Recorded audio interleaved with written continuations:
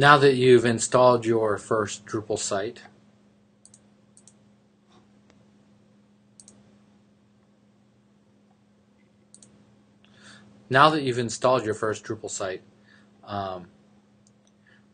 the first thing that you're going to want to do is you're going to want to add new content. And so you'll see that there's a link here placed by default that says add new content, but you also have an add content button over here. What I want you to do is I want you to, on the left hand side of the navigation menu, is click the add content button.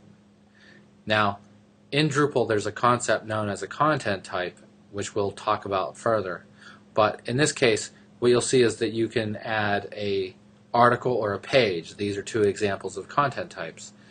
Here we are going to add a page,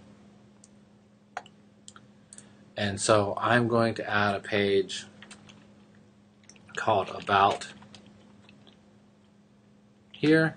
And throughout this series what we're going to do is we're going to learn how to create a website that integrates some static web pages, a blog, and some other features to build a community. So the first page that we should probably have here is an About page. And I'm going to take a little break here for 1 second. I'm just going to add. Alright, so I just added a little content here. And what I see is I just said, this is a site dedicated to teaching how to use Drupal 7, and I have another sentence that I will add this information later. Now you'll notice that there's a link here that says Edit Summary. So I'm going to click this Edit Summary link. And in Drupal there is a teaser view and then there's a full node view. Sometimes you'll hear me talk about nodes. And you can think of a node just as a piece of content, any kind of content. And the reason they call them nodes is because a node could be a video, it could be a file, it could be a web page, it could be a news article, and so we need some generic terminology to describe any single piece of content. Now the teaser, what it is or the summary, is just a description of what this page is going to be. And this can be displayed to users, or you can just choose to display the full version of this. So what I'm going to do is I'm just going to put the summary here. This site is dedicated to teaching how to use Drupal 7, and then in the body I will add this information later.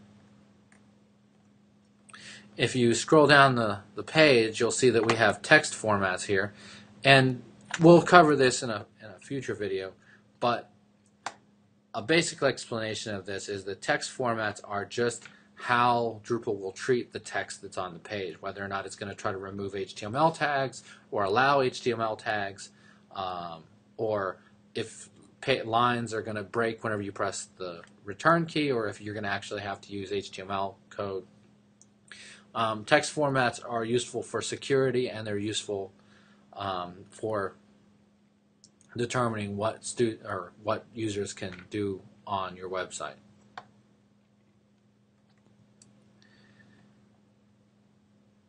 Here is the menu settings, and I'm actually going to provide a menu link here. I'm going to make an About page, and we'll talk a little bit more about menus in the future. But when I click this, it automatically takes the title of the page and puts it in the menu link title, and then I'm just going to put a little description here. The description shows up in the tooltip whenever you hover over an item.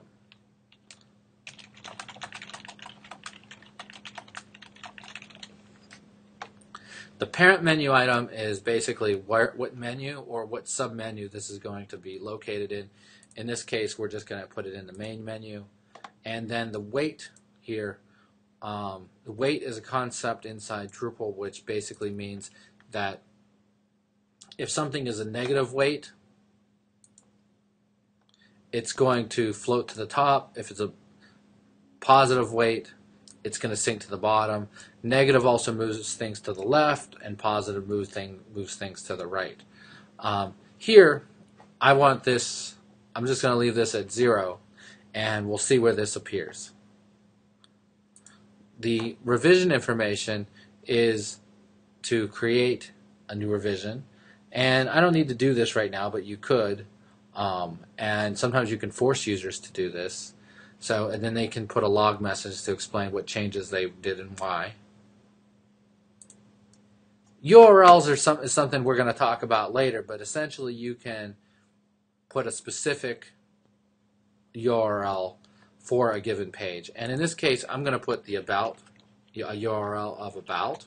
So this is actually the URL that the page is going to use whenever it's viewed. And here we have comment settings. I don't need to have comments here. We'll talk more in depth about how comments and different settings related to that in a separate tutorial. Authoring information essentially sets who created this video and what day it was set on. You can actually, it will auto-complete the users here, so you can change the author, and if you start typing a username that already exists in the system, then it will auto-populate that for you. And here you have publishing options, so you can publish or you can promote to the front page or sticky to the top of lists. And publish essentially means whether or not the content is viewable by anonymous users. Promoted to the front page means that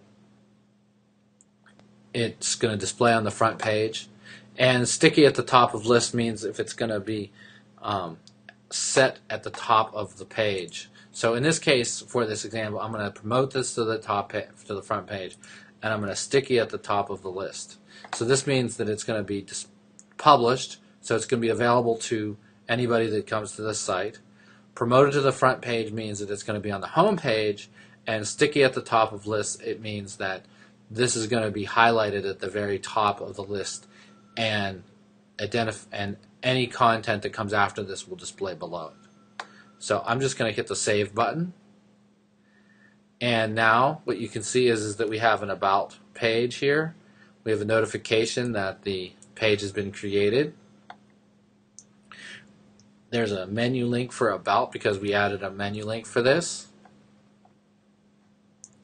And if I click the home page, you'll notice that we have the link, the page has been highlighted here with a border because it's been stickied. And then if I click the read more link, it has the actual body of the page instead of the teaser that says I will add this information later. And if I go back to the home page here, you can see how this works. So if I click on the title, I'll also go back to the page. Now, the next thing that you're going to want to learn how to do is to actually manage the content that you find on your site.